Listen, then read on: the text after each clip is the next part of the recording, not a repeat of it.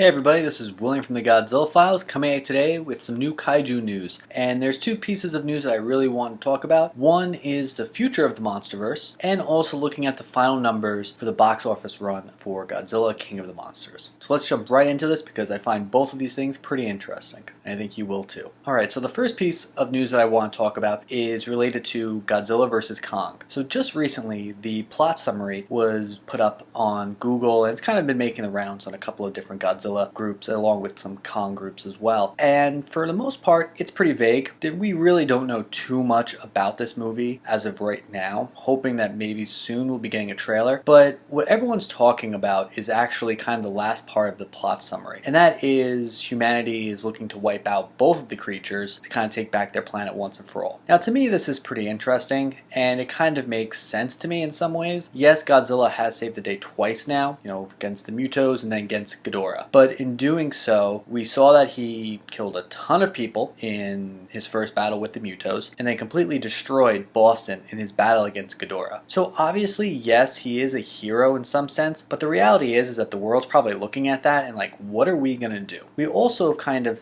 been seeing that even the beginning of King of Monsters, they were trying to find ways to defeat Godzilla and take care of any other Titan threat that could come about. So this makes sense to me. But also, maybe Godzilla has switched sides in some way. He's not on the side of humanity anymore, which they kind of hinted at with that throwaway line at the end of King of the Monsters. But again, I honestly think that this is more to do with trying to make the world safe and them trying to have weapons to stop Titans. And so the weapons themselves could just be, more oxygen destroyer type weapons, or we could actually see a mechanized version of Godzilla, or just a mechanized giant in general, because we did see that in the news clippings in the credits from Godzilla King of the Monsters. So there's a couple of different avenues that they can go. And to me, it kind of makes sense again that humanity would want these types of weapons. So we'll see. I don't think we should go too crazy just yet because again, this is such a vague plot summary that I'm not putting too much stock in this because I guarantee you this is going to change multiple times until the movie's actually released. Alright, moving right along, the next piece of news that I want to talk about is the final totals for Godzilla King of the Monsters. So after about 13 weeks or so in theaters, Godzilla King of the Monsters has finally ended its run. So these are the official totals for both domestic and worldwide. So the total is $386 million,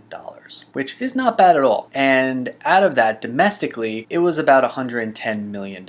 So again, not so bad. I don't think this is as big of a flop as a lot of people were talking about originally. And this is the important thing about the box office, is really seeing the final totals when it's all said and done. Now, do I think this was a hit? Of course not. The reality is that this was more of a disappointment. It probably is not making back a whole lot of money. Obviously there's the toy sales and the DVD sales and different things like that we would have to consider. But as far as just in its theater run, I would say that it probably didn't make back all that much money, if any. So again, not a huge shock. I think most of us knew that it wasn't going to be the big moneymaker that everyone thought it was going to. Which again is a shame because I do think this movie was very enjoyable overall. Now this does make it the least successful Monsterverse film. But again, this Monsterverse is still doing very well when you compare it to the beginnings of something like the MCU, which obviously it's always going to get compared to because that's just the world we live in now. So it's still doing pretty well when you compare the first couple of films in the MCU. But, they're laying out the groundwork for a Monsterverse that should be able to continue as long as Godzilla vs. Kong makes money. And hopefully the people in Legendary and Warner Brothers can kind of really figure out what didn't work and kind of tweak it so that Godzilla vs. Kong actually, succeeds. Alright everyone, let me know in the comments below, what do you think about these two pieces of news? Should we be worried about the whole plot summary of Godzilla vs. Kong? And what about the final totals for Godzilla King of the Monsters? I'm always interested to hear what you guys think. And like always, hope you enjoyed this video, and I'll talk to you all later.